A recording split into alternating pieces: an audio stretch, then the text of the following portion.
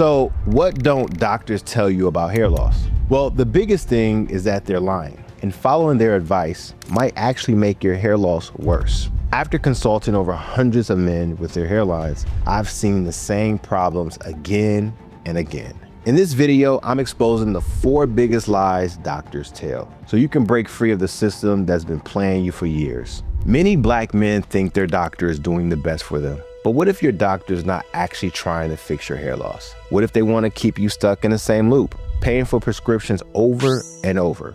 I had a client tell me, "Hey B, I walked out of the doctor's office and felt like just a number." I don't think he even listened to what he was saying. It's like the doctor was trying to just get him out the door as fast as possible. They be giving you like what, 15 minutes, if you're lucky? In those 15 minutes, they gotta pull up your chart, ask what's wrong, check your vitals, and write a prescription. You think you really getting to the bottom of why your hairline is slowly creeping back? Nah, big dog. Most doctors are working on a system that pays them per visit, not per solution. The faster you're out, the more patients they can see. More patients they can see, the more money the practice makes. Now, I'm not saying every doctor is out here playing you. I've come across a few that are real solid, but the system they work in, that system treats you like a number. You walk in, get your solution, and you walk out. And you repeat the visit in 3 months when it doesn't work. Your doctor's office is designed to move fast and build insurance. They don't have the time to actually figure out what's going on with your hairline. They'll just throw another generic product at you,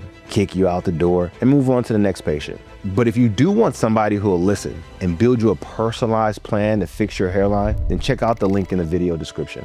That brings us on to the second problem. Because sometimes you think you got a good doctor. They saying all the right things, but that hairline is still creeping back. Let me show you how they use numbers to game you, hiding the truth and keeping you stuck using solutions, which get no results. I had another client called Jeremiah. Sharp brother, corporate job, taking care of himself. He asked his doctor for specific blood tests, iron storage, vitamin D levels, the full works. You know what the doctor said?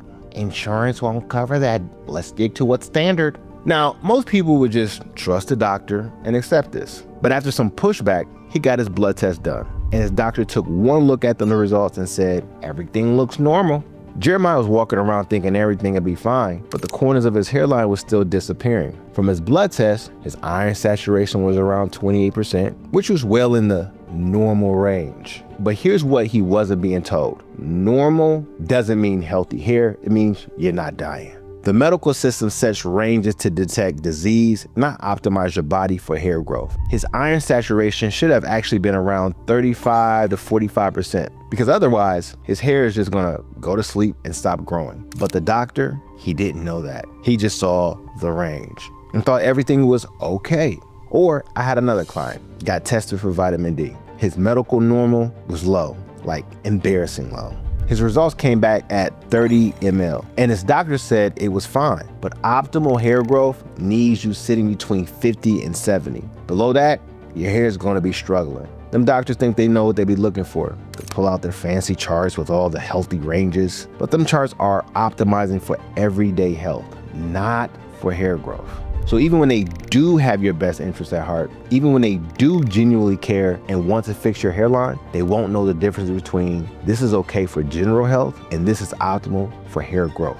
But here's another massive problem with how doctors treat hair loss. And it's the reason why black men get stuck paying for solutions that do absolutely nothing. Now that doctor, they went to medical school for years, they know medicine, they know biochemistry, but every time they try to fix your hairline, what do? They reach for the same old prescriptions. Take some minoxidil or try this finasteride. But black men keep trying those solutions and their hairline still keeps disappearing. So why do the doctors keep prescribing them? Because they can prescribe them. They can tell you to spray something on your hair twice a day. That's a magic solution in a bottle. And that's easy to sell you. Easy to get your insurance company paying for thousands of dollars for a cure. But you know what I've noticed after working with hundreds of black men? The things that actually work, they're not sexy. There aren't no magic pill in a bottle. It's things like getting enough sleep and making simple changes to your diet. But the doctor, they can't bill insurance for telling you to try to fix your sleep schedule. There's no CPT code for reduce inflammatory triggers in your diet. So what happens? They focus on what they can prescribe: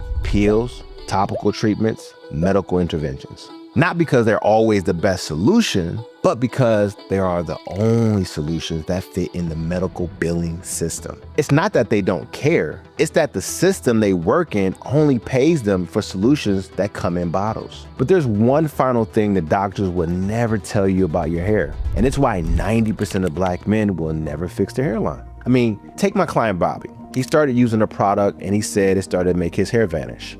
I had probably about last summer, I had started trying using Hims. So I was using it was a spray-in, and it ended up causing my hair to fall out and start graying. So I stopped using it, and I definitely had where my spots were thinner, this spot in particular, just really just vanished. But I stopped using it and it grew back. But it's definitely, my hair is definitely more thin now and not as coarse as it used to be. That was because minoxidil isn't meant for his scalp type. Black men's scalp are prone to dryness and inflammation. That means we have a lower tolerance for harsh stuff, like the alcohol and the irritants you find in those over-the-counter and prescription products your doctor hands out. Think of your scalp like that tailored suit you spent serious money on. It looks sharp, it looks right, but you just can't throw that suit in the machine with harsh detergent and call it a day. It needs a specific, gentle, dry cleaning process, or that custom fabric shrinks, wrinkles, and comes out looking worse than when it went in. Your scalp, it's the same thing. So when they hand you minoxidil and tell you to spray twice a day, they don't even think about your skin type or hair texture.